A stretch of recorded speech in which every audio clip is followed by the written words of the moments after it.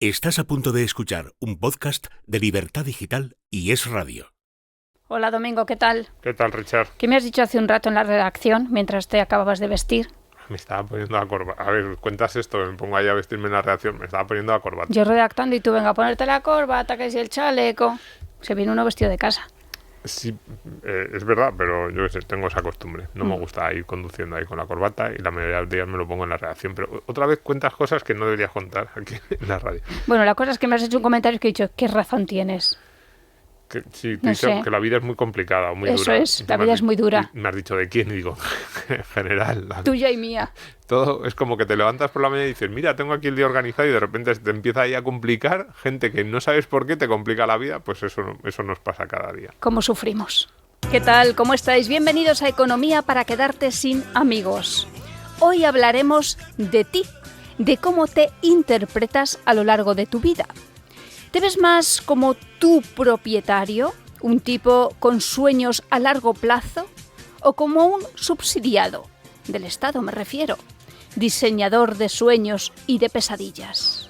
Hoy hablamos de tu proyecto vital. ¿Qué tal? ¿Cómo estás? Bienvenidos a Economía para quedarte sin amigos. ¿Qué tal, Domingo? ¿Qué tal, Richard? Te encantan los Village People. No, pobrecitos, tampoco es que ellos... Pobrecitos ellos. No, digo que la canción Ya no es son que señores no de me guste, 70 que tampoco años. me gusta mucho, sino que es la típica canción que cuando la oigo digo, va a empezar a haber mucha gente haciendo el memo, se te va a acercar uno, venga, esta la tienes que bailar, y es como que no quiero bailar, y no quiero bailar desde luego contigo, entonces me pasa, entonces ya le tengo manía a estas canciones de los Village People. Bien, al podcast que nos espera hoy había que ponerle un contrapunto.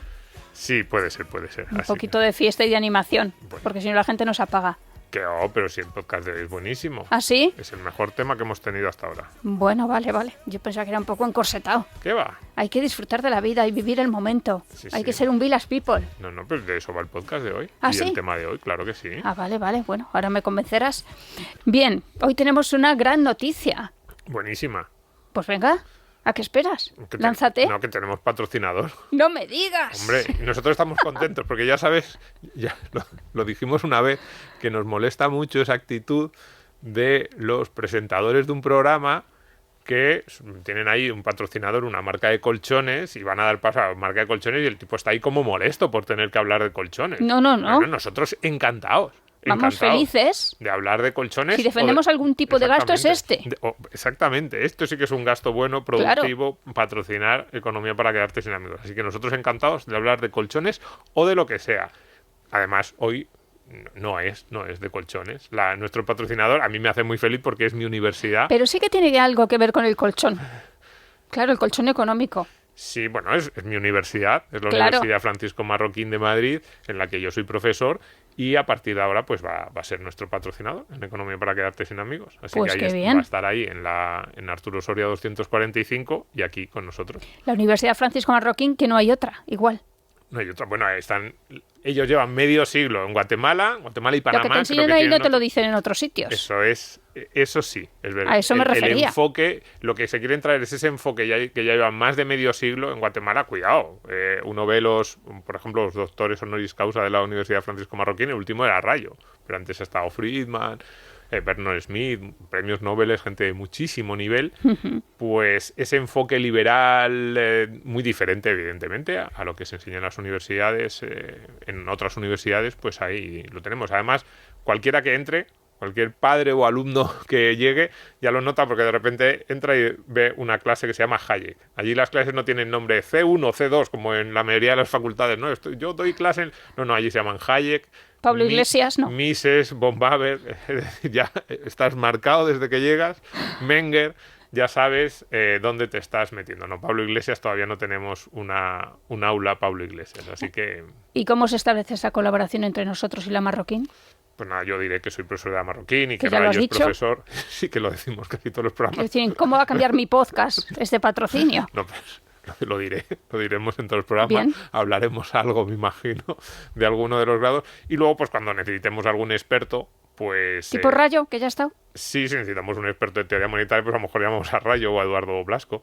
Sí, a Luis Gómez, quizá. A Luis Gómez necesitamos Anda, sí, yo gente también de he estado. también ha estado, sí. Sí, o sea, a ver, yo al Vamos a final... hacer lo que hacíamos, vamos. La gente de la que yo tiraba, que eran mis amigos, y muchos de ellos profesor de la Marroquín... ¿Daniel Fernández? Daniel quizá. Fernández, Anda, David. pero sí también ha estado. David, que están en máster de economía. Sí, o sea, los vamos a traer igual, pero ahora nos pagan por traerlos. Entonces, bueno, pues... Maravilla. Hemos ido cuadrando el círculo y no, nada más. Bien, bueno, pues en el podcast de hoy vamos a tener un invitado muy especial. Yo le voy a presentar como si fuera un Village People. No hace el indio, normalmente no hace el indio, ni lleva pistola, como un vaquero. No sé si hizo vestido de marinero en la primera comunión. Es un obrero de pico y pala del ahorro. Y solo se viste de cuero para azotar al Estado o al cortoplacismo. Con todos ustedes, Domingo Soriano. Aquí estás.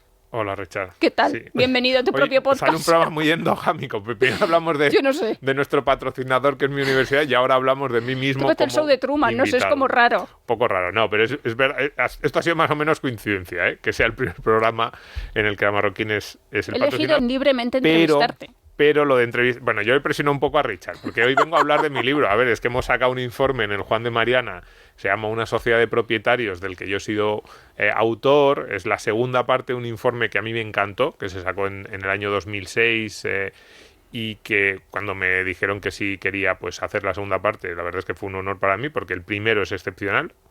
Esto sí, a todos los que nos están oyendo dirán, bueno, claro, Domingo, ¿cómo va a hablar de su informe? Y digo, no, de mi informe voy a hablar bien porque es mío, pero del que no es mío, lo digo claramente, es excepcional. Que todo el mundo vaya a la página web del Juan de Mariana a buscar el primer informe, Sociedad de Propietarios de 2006, María Blanco, Raquel Rayo. Merino, Juan Ramón Rayo, Juan Rospadilla, Maite Juárez... Un catálogo de gente espectacular que en 2006 plantearon el primer informe Sociedad de Propietarios. Entonces ahora hemos sacado la segunda edición y dije, hombre, pues si yo lo hago, pues en mi podcast le voy a dedicar un episodio a ver qué va a pasar aquí. Y hay que decir que el informe ha sido publicado en colaboración con el Instituto Juan de Mariana y Value School. Eso es Value School, que nos ha hecho una gran mano y que, bueno, pues también es una institución, la verdad, que me encanta. Bueno, Así pues lo que primero encantado. que quiero yo preguntarte así, Domingo, es qué significa esto de una sociedad de propietarios, que me suena a poco Village People.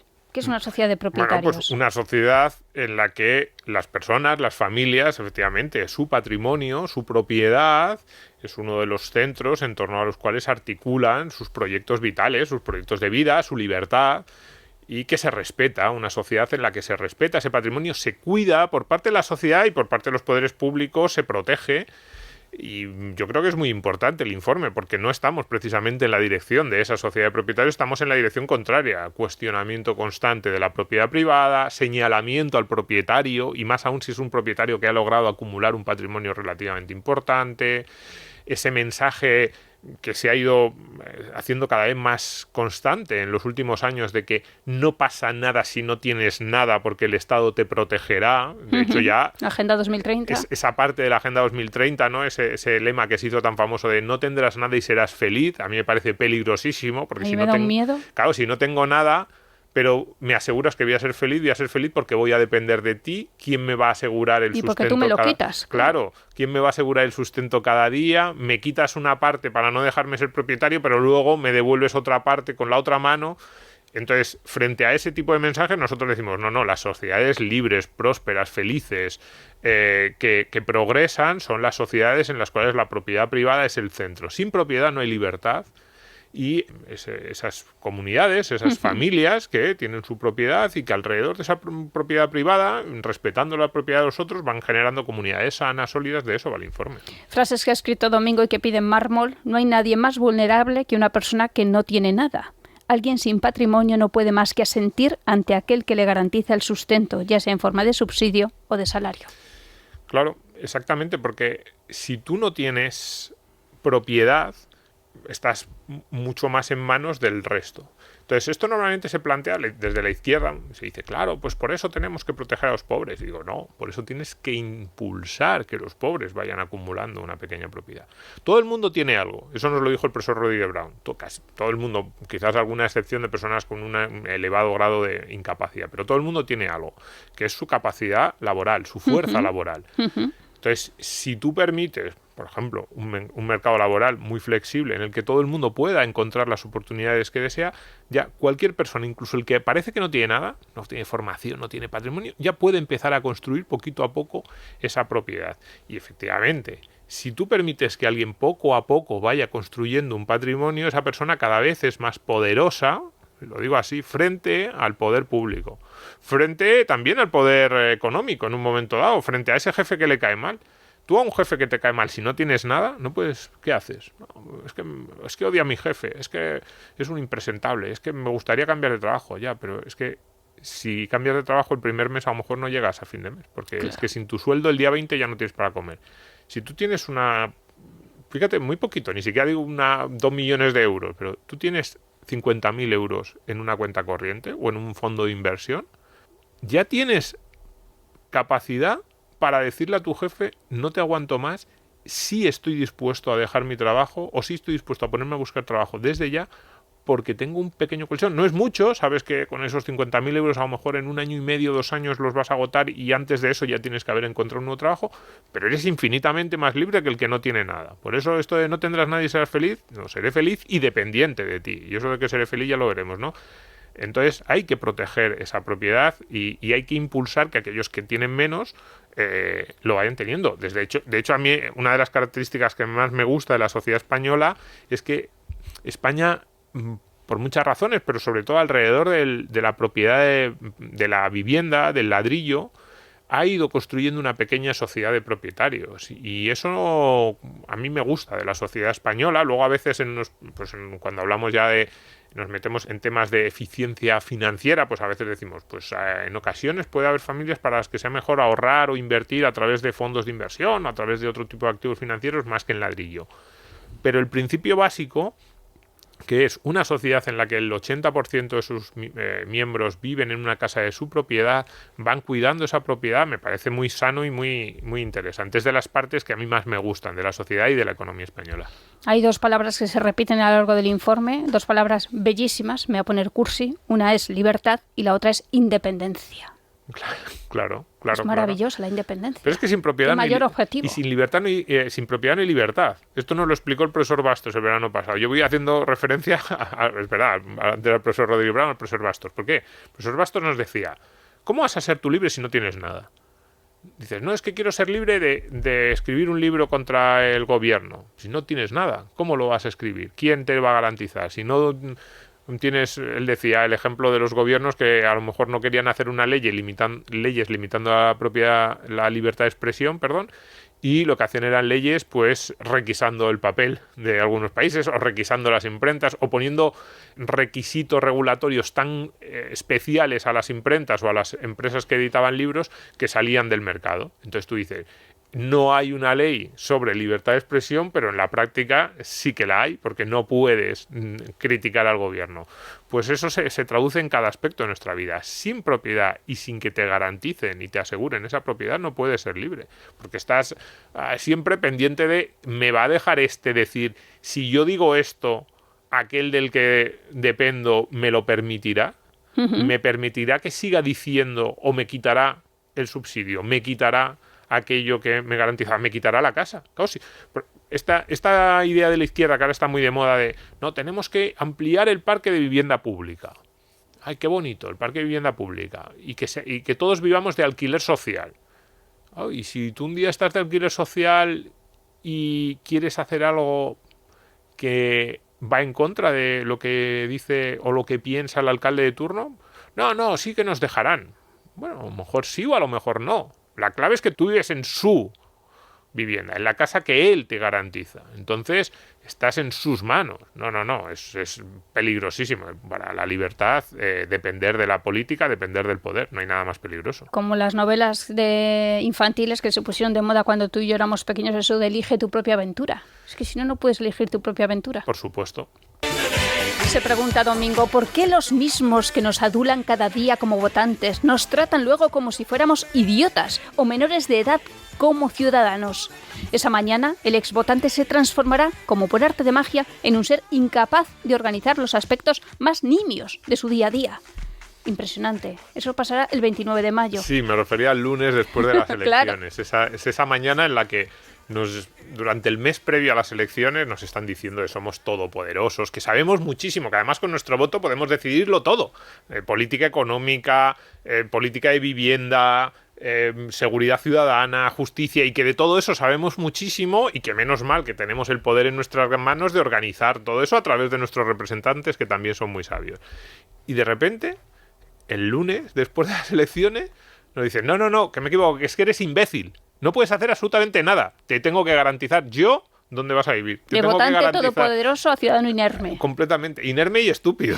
Eso lo tenía que haber incluido también en el informe. Inerme y estúpido. Que te voy a decir lo que puedes comer. Te voy a decir las calorías que tiene cada cosa, porque tú no sabes que un bollicao es malo, que es más sano tomarse un kiwi. No, te lo tengo que decir yo.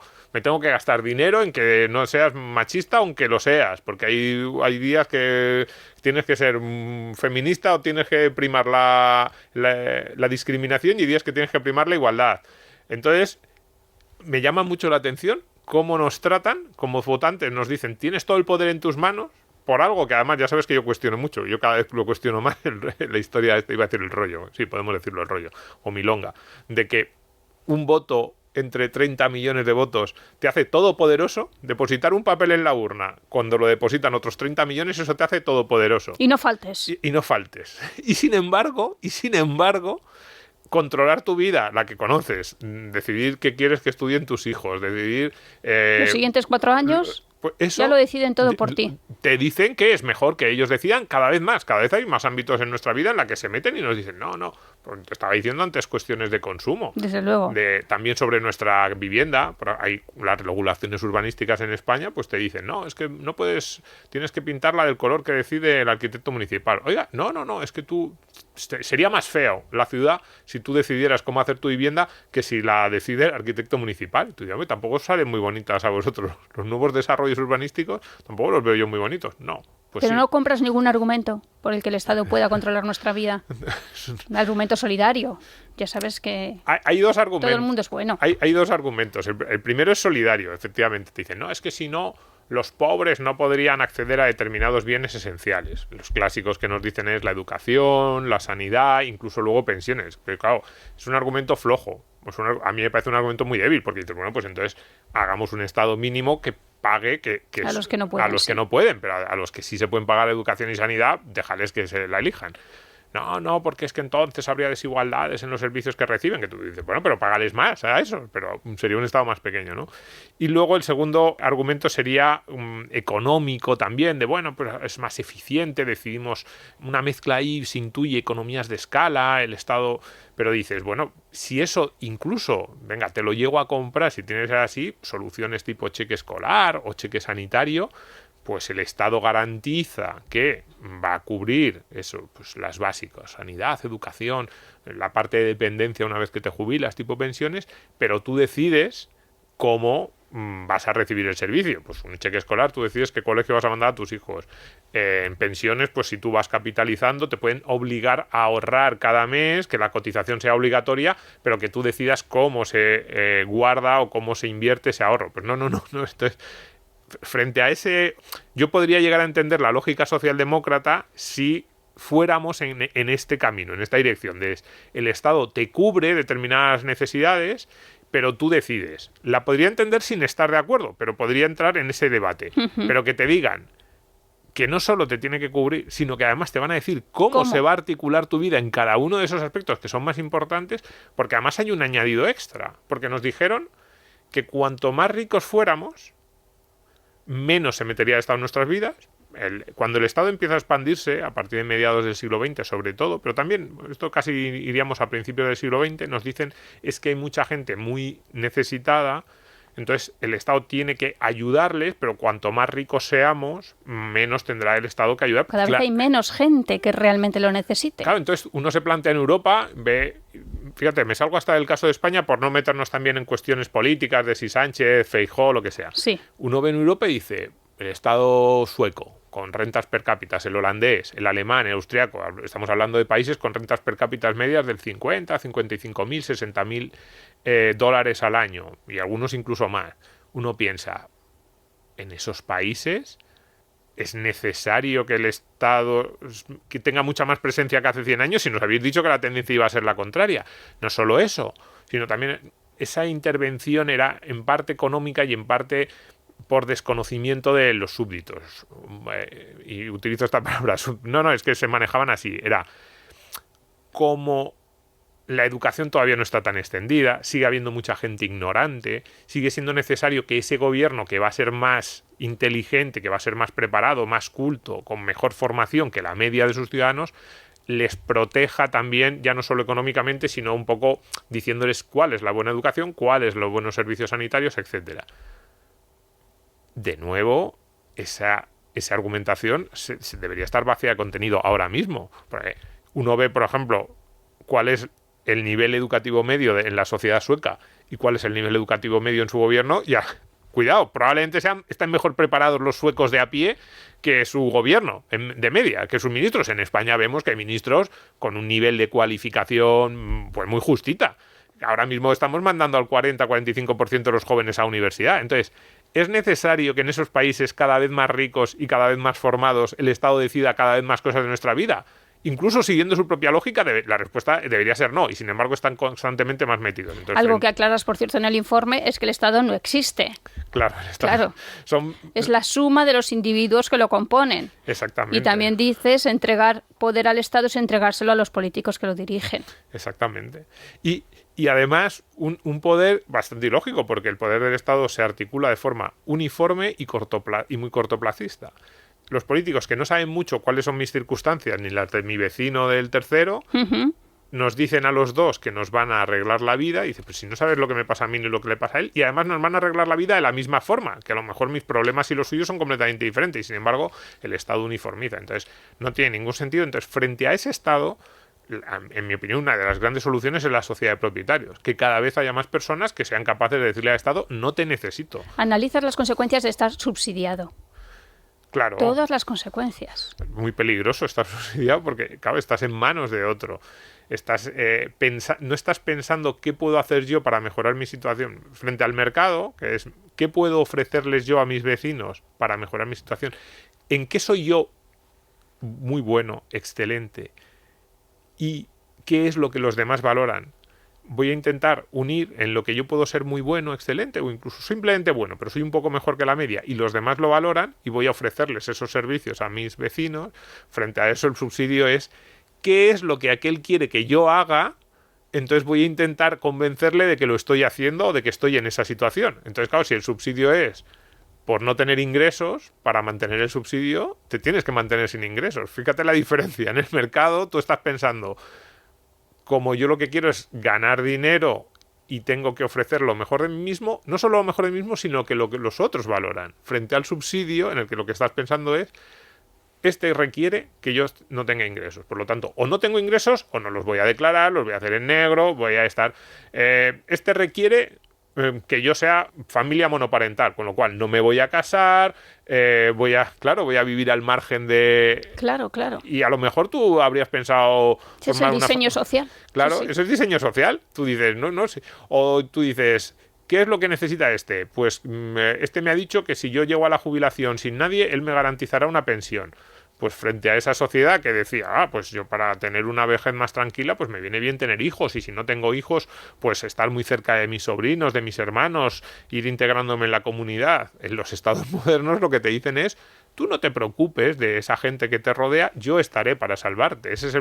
Por eso hablo, fíjate, tú has hablado subsidio y mucha gente habrá pensado en el subsidio, yo qué sé, en la renta mínima de inserción, estas cosas. La vital, No, yo hablo en sentido muy amplio, desde la ayuda a la vivienda, las pensiones, todo eso lo que nos hace es pensar qué es lo que los políticos, los poderosos, quieren que yo haga por ellos, y te aleja además de los que te rodean, porque muchas veces para tener acceso a algunos de esos subsidios, estar en una situación de necesidad o estar en una situación de relativa aislamiento social es positivo. Entonces, desde luego, es peligrosísimo. Dice Domingo, no podemos elegir quién será nuestro médico o el profesor de nuestros hijos. No podemos decidir cuándo jubilarnos. Que si lo piensas, es muy fuerte, Domingo. Sí, a mí me llama mucho la atención que esto no sea objeto de más debate social. Como cuando soltaban al esclavo. ¿Cuánto te falta de pena, de condena? Sí, pero no solo la pensión, lo otro también. Es decir, que son decisiones bastante íntimas, iba a decir, desde luego importantes, y que no parece que los ministros de educación, por ejemplo, digo educación porque suele ser uno de los temas más polémicos, ¿no? No parece que sean muchísimo más brillantes que el ciudadano medio, ¿no? Dices, ¿realmente este tipo sabe mucho más sobre mi vida, sobre lo que yo quiero para mis hijos, como para establecer un currículum para toda España, que yo no pueda decidir qué colegio voy a mandar a mi hijo, o que si lo quiero decidir tenga que pagar el doble, porque ya me han cobrado un colegio y tengo que pagar un segundo? No tiene ningún sentido que le imponga, pero no solo a los padres, a los profesores. Entonces sí, efectivamente, no nos dejan decidir eso y me llama la atención que lo aceptemos sin más. Hay un bloque fundamental en el estudio que está dedicado a las pensiones. Imagínate que no queremos cobrar la pensión, sino que vamos a intentar a nosotros ahorrar lo que tenemos que aportar cada año de nuestras cotizaciones a las pensiones. Y hablas y comparas lo que es estar pensionado y tú mismo poseer tu propio patrimonio. Claro, a ver, las pensiones es como el ejemplo máximo, porque el ejemplo máximo iba a decir de estado del bienestar, porque probablemente es la política pública de la que se sienten más orgullosos los políticos de todos los partidos, que más legitima ese estado del bienestar, y porque además es una política que tiene sus ventajas. Pues en España se han pagado pensiones muy razonables a personas que habían hecho cotizaciones pues no tan elevadas, y ha garantizado pues una vejez tranquila a varias generaciones. Tiene un problema de insostenibilidad financiero, pero durante estos años es lógico que la seguridad social haya sido una fuente de legitimidad. Otra cosa es que yo creo que habría sido muchísimo más sano y sólido y habrían obtenido un patrimonio mucho más alto si hubiésemos tenido un sistema de seguridad social pues similar al danés o al holandés, que ya hemos comentado, que es el Estado impulsaba el ahorro privado. No era un sistema de reparto, sino sistema de capitalización en su mayor parte. Entonces, ¿por qué digo que es importante el patrimonio? Una de las comparaciones alrededor de las que se articula el informe es efectivamente pensión versus patrimonio. O tú dices, una pensión pública tiene un valor enorme, que va mucho más allá de la mensualidad. Si tú imagínate que vas con 65 años a la Seguridad Social y te dicen, te garantizamos una pensión de 1.500 euros al mes. 1.600, que es el ejemplo que ponemos en el informe. Bien, tú dices, venga, una pensión de 1.600 euros al mes que encima sabes que se va a revalorizar con la inflación. Entonces eso es lo que el mes 1, la Seguridad Social, cuando te has jubilado, te dice, tienes derecho a esta pensión, 1.600. Tú puedes salir de la Seguridad Social y te vas a una compañía aseguradora, que todas tienen estos esquemas de renta vitalicia garantizada. Entonces tú le dices a la compañía aseguradora, ¿cuánto dinero te tendría que pagar yo para que tú me asegurases una pensión de 1.600 euros al mes? Es verdad que en España no existen, yo no lo encontré por lo menos, productos que fueran garantizados con la inflación. O los que encontré garantizados con la inflación tenían otras particularidades que los alejaban del esquema de la pensión pública. Pero bueno, si tú le dices ahora mismo a una aseguradora, quiero una pensión, una prestación mensual de 1.600 euros, la aseguradora te hace un cálculo actuarial y te dice que más o menos le tendrías que dar un poco más de 500.000 euros. Entonces, contando con que la pensión pública sí se actualiza con la inflación, mientras que esa renta que te asegura la compañía aseguradora pues va a ir perdiendo poder adquisitivo, pues estaríamos hablando de que una pensión de 1.600 euros más o menos equivale a un patrimonio de unos 600.000 euros. Es lo mismo. La pensión la tienes la Seguridad Social, cobras el primer mes y la Seguridad Social que te garantiza que la vas a cobrar el resto de tu vida. En el caso de que tú vayas a una aseguradora y digas, tengo 600.000 euros, ¿qué me das? Y no solo renta vitalicia, sino una renta vitalicia sin ningún tipo de rescate, ¿eh? Es decir, que si te mueres al mes siguiente, pues fíjate, la aseguradora ha ganado muchísimo, porque un nuevo beneficio. Se ha llevado 600.000 euros y solo ha pagado 1.500. Eso sí, si vives 30 años, hasta los 95, la aseguradora pierde, porque te da durante 30 años, te va a estar pagando 1.600 euros al mes y tú le has dado 600.000 euros, que era menos, ¿no? Esta es la equivalencia. Pues mucha gente puede decir, oye, pues no está mal. Desde el punto de vista financiero, una pensión pública de unos 1.600 euros, que tampoco es muy diferente de la pensión de jubilación de las nuevas altas en el régimen general, más o menos está ahí, pues, oye, no está nada mal, 600.000 euros. Entonces, eso es lo primero. Fíjate que aquí estoy casi dándoles argumentos a mis contrarios, ¿vale? No está nada mal lo que supone una pensión pública. Ahora, lo que yo digo es, si hubiésemos invertido el equivalente de cotizaciones a lo largo de nuestra vida laboral, el equivalente, lo que paga ese salario de 1.600 euros, que luego se convertiría en una pensión si se ha mantenido constante, pues si hubiésemos invertido el equivalente en cotizaciones, ¿cuánto tendríamos? Pues mira, con una rentabilidad de un 5% anual, tendríamos 1.150.000 euros. Es lo de la casi. magia del interés compuesto. Poco sí, es la magia del interés compuesto. Con una rentabilidad del 7% estaríamos casi en 2 millones de euros. Y son rentabilidades normalitas. En bolsa es la media de la bolsa de los últimos 2 siglos, media de la bolsa americana de los últimos 2 siglos, con dividendos, evidentemente. Entonces, aquí entraría una discusión de, pero ¿y van a conseguir todas las personas ese 5%? ¿Van a ahorrar las personas por su cuenta? Que ahí entraríamos en la segunda discusión de si el Estado te tiene que obligar a cotizar, a ahorrar, aunque sea en un sistema de capitalización. Podríamos entrar en esa discusión. Lo que yo digo es, cuidado, el equivalente en cotizaciones, es decir, tú dices, para yo tener derecho a esa pensión de 1.600 euros al mes, ¿qué tengo que hacer? Pues básicamente, durante los últimos 40 años, haber cotizado por 1.600 euros al mes cada año, ¿no? En términos reales. Y tendrías derecho a esa pensión. Pues si a ti el dinero que te has gastado en cotizaciones te lo hubiesen dado, en vez de tener ese equivalente a unos 600.000 euros, habría sido el equivalente a 1.100.000 al 5%, casi 2 millones si hubieses conseguido una rentabilidad anualizada del 7%. Es una diferencia bastante importante. Bastante importante. Con un añadido, que a mí siempre, esto sí que me gusta destacarlo. No es lo mismo una pensión que el patrimonio. Claro, tú dices, Sí, no, yo tengo derecho a una pensión de 1.600 euros al mes. Esto es equivalente a 600.000 euros. Un momento, pero tú no estás solo. No, yo tengo una mujer, tengo un par de hijos que tienen ahí ya 35 años, tengo mis nietos. Ah, muy bien. Y si te mueres con 66, ¿qué les queda a ellos? Ah, bueno, nada, el sistema público consiste en que yo he cotizado, pues nada. Quizás si tu mujer está en condiciones de recibir una pensión de viudedad, que va a ser ya bastante menor, ya con tus hijos con más de 30 años, ¿no? Y dices... Claro, de esta otra forma el dinero es tuyo. Claro, si tú tienes un patrimonio, venga, pongamos de 600.000 euros, el mismo que te garantizaba la pensión, que ya es bajo, ¿eh? Para tener ese patrimonio habrías tenido que conseguir una rentabilidad muy baja.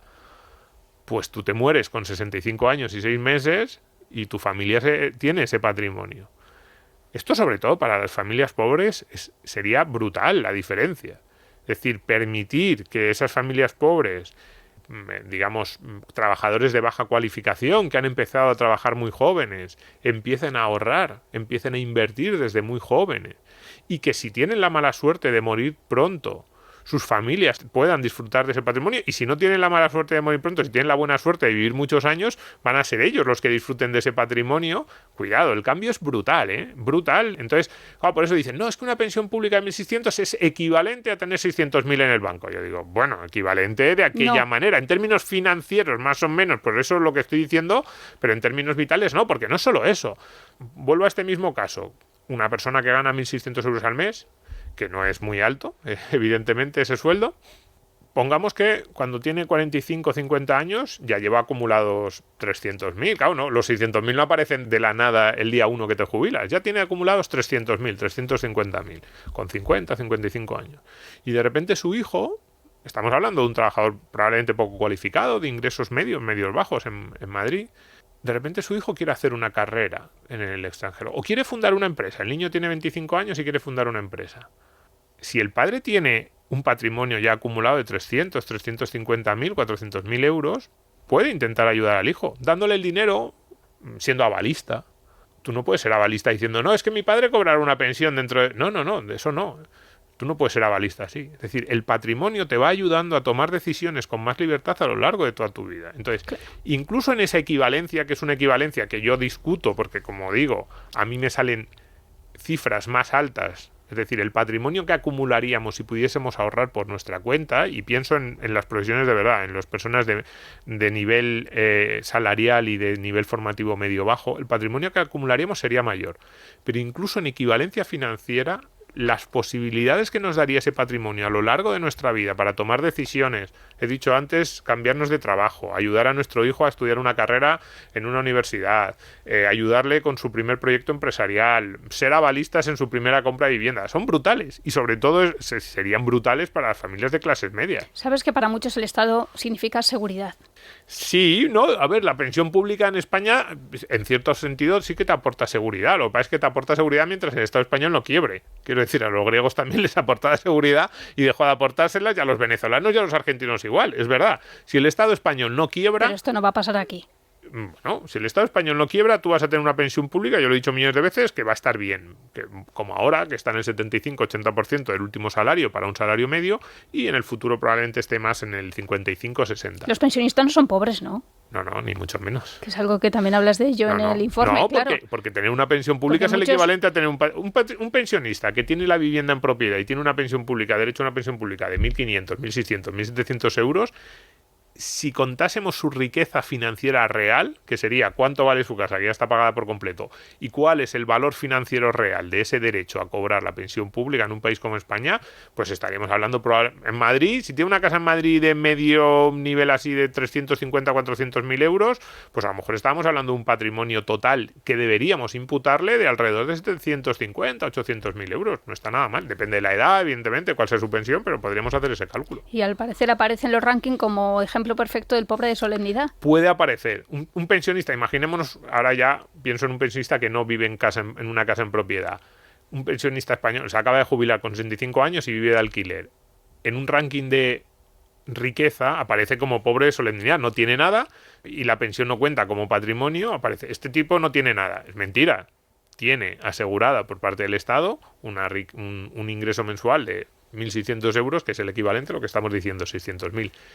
Eso, o sea, esa parte del informe, lo que digo es, no juguemos a la demagogia, muchas veces que jugamos a la demagogia en los medios de comunicación, no sé cuántos personas, varios titulares, claro, sí, titulares de posibles titulares de hay muchas personas mayores de 65 años que no tienen nada. Yo digo, no, un momento.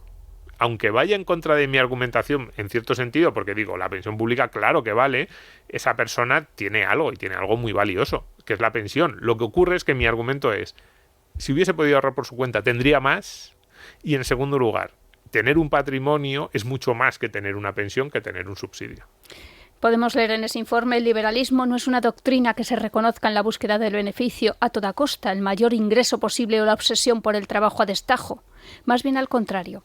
Eso se lo dejamos a los socialistas de todos los partidos, que parecen medir a la sociedad y a los ciudadanos únicamente en función de sus ingresos o de lo que cada uno puede aportar vía impuestos o trabajo para el Estado. Todo cambia y esta es una canción incorrectísima.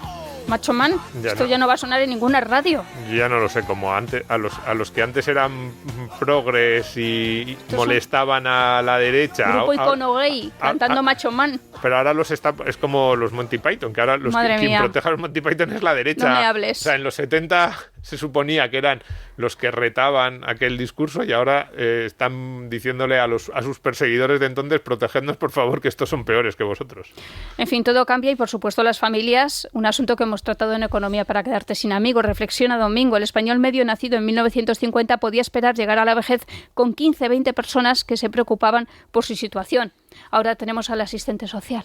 Más o menos. Digamos que de ese informe del año 2006 a la actualidad, una de las cosas que no tanto ha cambiado, pero sí se ha acentuado, es esa disminución del tamaño de las familias, y no solo las actuales, sino las que podemos intuir para el futuro. En general, que haya menos primos por la vida es mejor.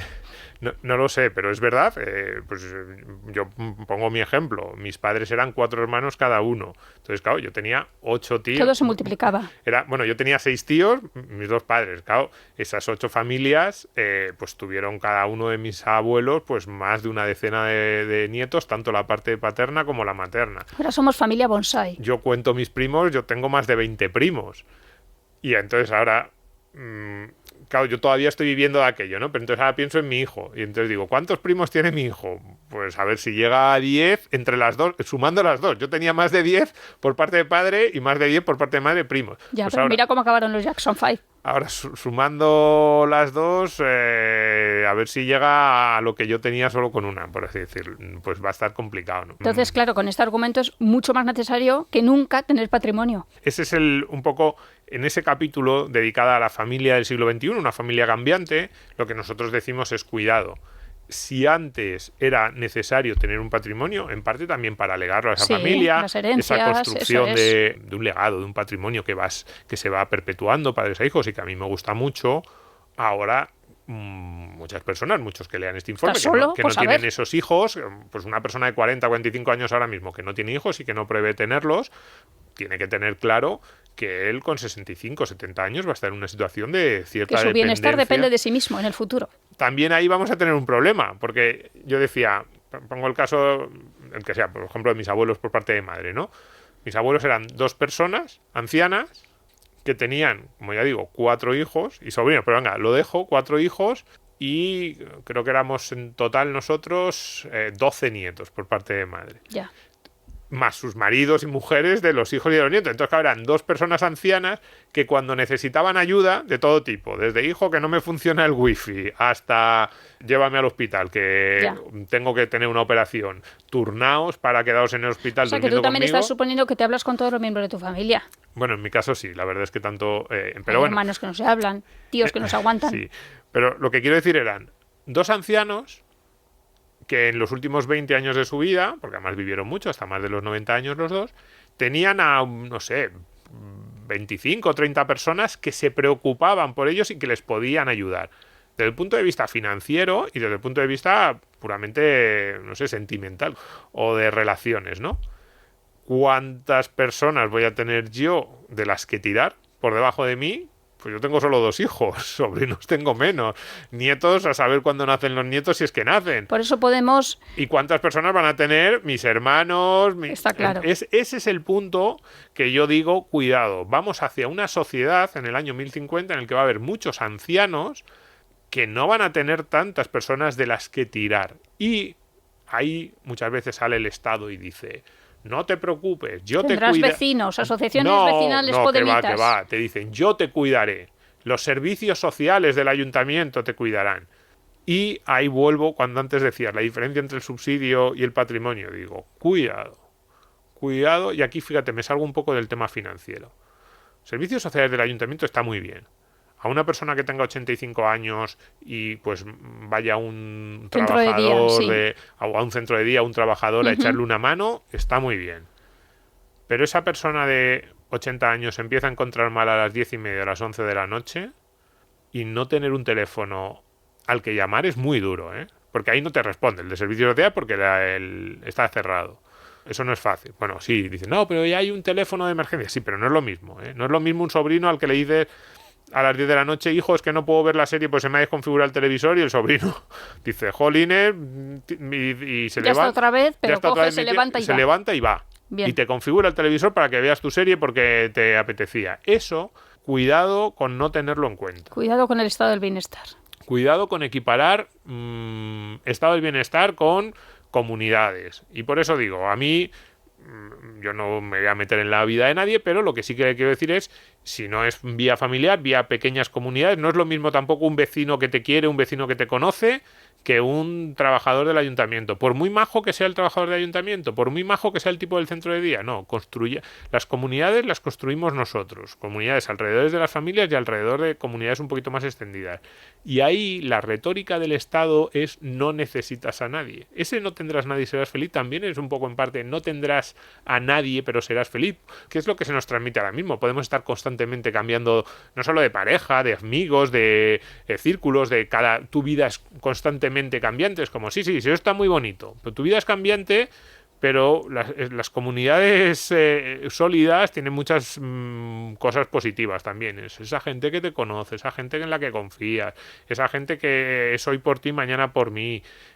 Eso no lo garantiza el estado del bienestar y desde luego tampoco los subsidios lo garantizan. Entonces, efectivamente, para esas personas, desde el punto de vista financiero, mi consejo es construye un patrimonio, porque con 60, 65, 70 años, si no tienes ese relevo, vas a estar en una situación mejor con un patrimonio, vas a poder pagarte pues desde servicios sanitarios, de todo tipo, Pero cuidado, la vida no es solo dinero, la vida no es solo cuestión financiera. Lo leías antes de una frase que yo me reafirmo mucho en ella. La vida no es solo tener una cuenta corriente saneada, la vida es muchas más cosas y no solo cuando eres viejo, ¿eh? Con 50 años también necesitas a gente a tu alrededor. Construye comunidades, de eso también va el informe Sociedad de Propietarios. Que es gracioso que lo digas tú, que no te qué? gustan las fiestas ni tener al lado los Village People. No me gusta la fiesta, pero a mí me gustan mis pequeñas comunidades. Ah, vale.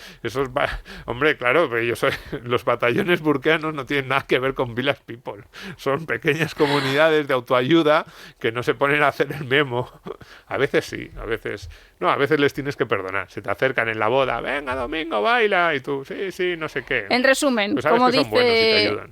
como dice Soriano, dice, sin ahorro, sin familia, sin lazos sociales, sin patrimonio, ¿qué nos queda? Confiar en ellos. Y en gente en la que no confiamos nada, que ese sería como el último punto. Desconocidos. Claro, Como diría Blanche pero no Dubois. son desconocidos, en gente que odiamos. Un tranvía llamado O sea, Deseo. a mí lo que más fíjate que a mí lo que más me llama la atención de esto es que les odiamos. Entonces, cuando yo, al final casi todos mis amigos tienen una visión más bien estatista y creen que es bueno que haya un Estado grande, y entonces le digo, ¿tú no te das cuenta de que lo que eso supone es que tu vida depende de Sánchez? Y entonces se echa así para atrás.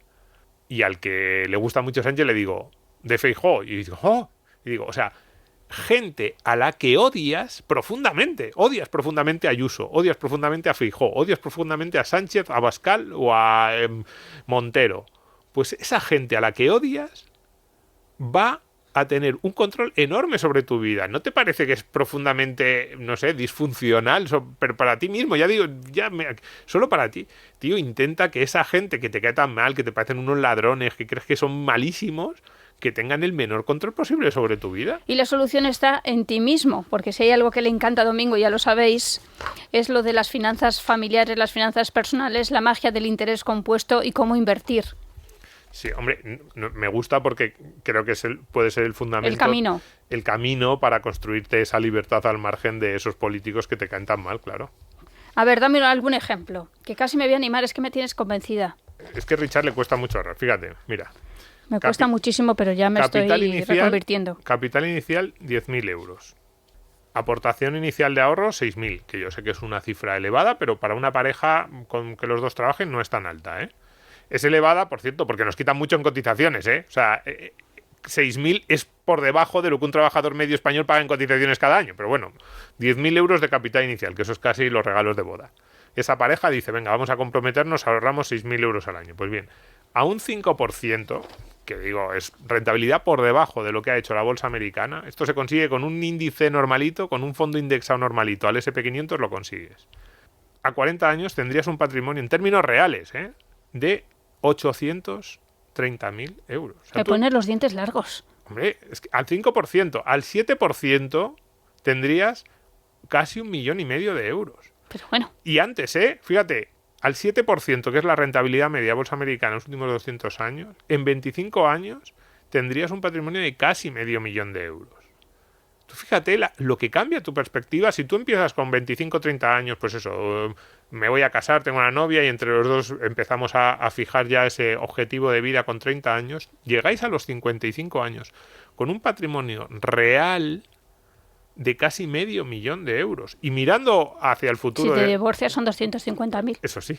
Cuando llegues a la jubilación, por encima de 1.000.000 de euros. Tú fíjate lo que cambia tu vida, lo que cambia todo. Tu perspectiva de decir si me puedo jubilar antes o después, es que no tiene nada que ver. Entonces, ahí en el informe ponemos muchas cifras. Pero que es casi un libro, ¿eh? Ingresos, bueno, sí, unas 60 páginas, es un pequeño libro y ponemos muchas cifras para animar a la gente. Y también no solo ya para animar, porque el que tenga 45 o 50 años dice, llego tarde, bueno, empieza a construir el patrimonio y no pasa nada. Además, si tú ya tienes tu vivienda en propiedad y empiezas a construir un patrimonio financiero, ya son dos patas muy importantes de esa familia propietaria de ese patrimonio, con lo cual no te amargues si tienes 45 o 50 años y no tienes ningún activo financiero. Pero también para que pensemos en nuestros hijos. Claro, yo lo que le digo a mis amigos es, ay, ya llego tarde. Bueno, pues tu hijo no. Empieza a ábrele un fondito de inversión. Si no quieres nada sofisticado, ábrele un fondo índice y empieza a meterle 200 euros al mes al niño. Que le metan 100 cada pareja de abuelos, que además los abuelos eso les encanta. ¿Qué hago para el niño? ¿Qué hago para el niño? Déjate de historias, abuelo. Ni play ni leches. 100 euros al mes en un fondo de inversión referenciado al Standard & Poor's 500 desde que el niño tiene 1 año. Y cuando el niño cumpla 25, bueno, el padre y la madre van a mirar y van a decir, pero ¿y este dineral que tienes? Sí, esto es mío. Cuidado, también es verdad que hay algunos niños que con 25 mejor no decírselo, ocultárselo y se lo das con cuando tenga 40. Pero ¿cómo cambia la vida de ese niño? Absolutamente. Y fíjate, estoy hablando 200 euritos al mes, 100 cada abuelo y 100 los padres. Fíjate que poquito para muchas familias de clase media española dirían, pues no es un gran sacrificio. 300 euros al mes al 7% de rentabilidad. A los 25 años ese niño tendría 300.000 euros reales. Pareces un vendedor de las caravanas esas del oeste. Es que es así. Mira, esta cita me la voy a dedicar a mí misma. El problema es que ahora se nos anima a cubrir el camino en la dirección contraria, consumir aquello que queremos y luego plantearnos cómo generar las rentas necesarias para pagar las deudas que hayamos contraído. Exactamente, es al revés. Bienvenidos a una sociedad de propietarios. A ver, propuestas. Muy rápidas. En primer lugar, imposición, la tributación al patrimonio, que desaparezca o que baje muchísimo. Que desaparezca. Sí, si no, pues que vaya a los niveles previos a la crisis de 2007-2012. Es decir, los tipos en el IRPF sobre el ahorro que bajen a aquellos niveles, y sucesiones y patrimonio yo creo que habría que desaparecer, pero bueno, si no, por lo menos patrimonio sí, y sucesiones como mínimo a esos niveles previos que luego las comunidades autónomas han ido subiendo casi todas, no todas, porque Madrid es una excepción. ¿A las empresas? Sí, lo que proponemos es que se articule un sistema de pensiones más parecido al que hay en esos países que nos gusta. Holanda, Dinamarca, como políticos, no, tenemos que cuidar de vosotros, bueno, cuidad, pero dejadnos ahorrar. Planes de ahorro, empresa, cuidado, esto lo ha propuesto el ministro Escrivá, así que lo que yo digo es, a ver si es verdad, porque todas las demás cosas que o sea, que el cambio es posible, este pequeño cambio es posible.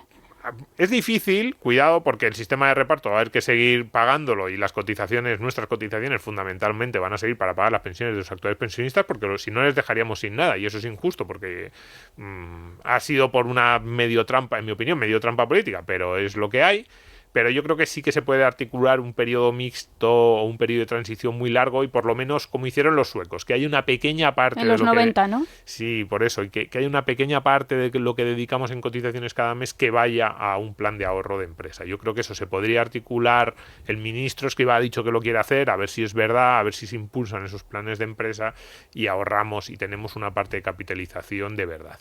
Y luego la SICAP para todos, que es que a cada español mayor de 18 años, según cumple 18 años, se le abre una cuenta de ahorro a largo plazo en el banco español que le elige. Si elige el ICO, que es público, en el ICO.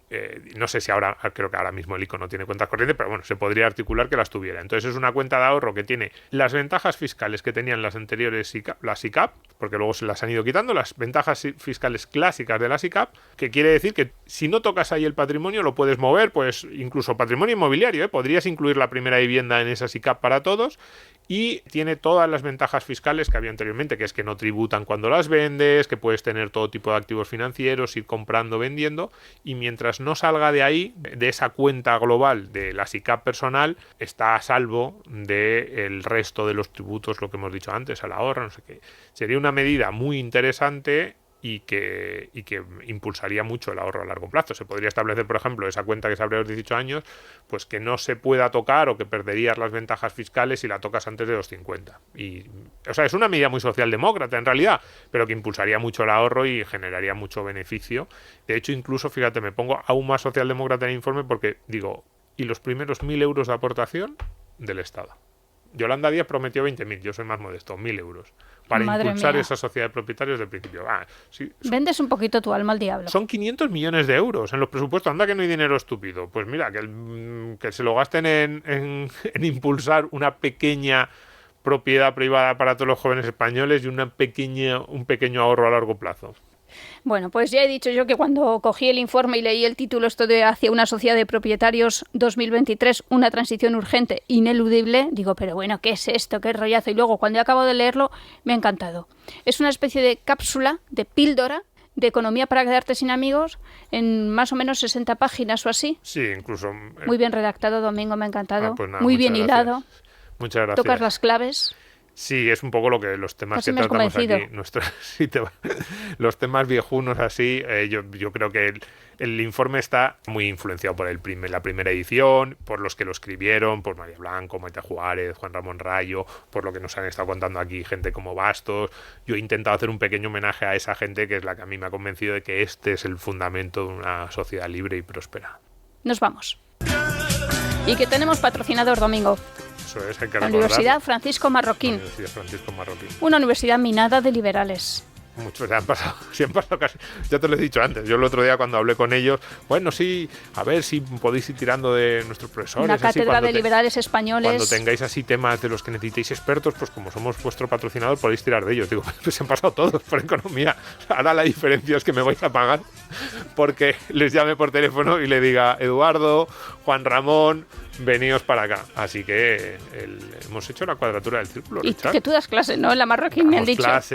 damos clases además. A ver, yo creo que la parte buena y que a nuestros lectores, nuestros oyentes les va a gustar es que todos los expertos que vienen por aquí son profesores de la Marroquín. Es decir, son grados un poco diferentes a lo que se enseña en España y el enfoque es diferente. No es solo que las aulas se llamen Hayek o Mises. El enfoque de esos profesores, esa mirada a la libertad y a la responsabilidad individual es muy bueno y además con una mirada, pues nosotros adaptamos un poco aquí a la realidad española, la forma de explicar. De hecho, nuestros alumnos, que muchos vienen también de la Marroquín guatemalteca, pues nos dicen esto es diferente, y nuestros alumnos españoles pues también nos lo dicen. Yo creo que les puede gustar mucho a los oyentes y a sus hijos. Yo se lo dije el otro día a mis alumnos, dije, ¿saben ustedes lo que es ser alumno de Juan Ramón Rayo? Me miraban así con cara de marciano. ¿Saben ustedes la suerte que tienen? Pues eso, en la Marra. Pues nada, Universidad Francisco Marroquín. Solamente hay que ponerlo en Google, madrid.ufm.edu. Pues muchas gracias a todos por estar ahí una semana más, que estamos en todas las plataformas de podcast y por supuesto en nuestro periódico, en Libertad Digital. Un abrazo enorme a repartir. Escucha este y otros programas cuando y donde quieras a través de los podcasts de Libertad Digital y Es Radio.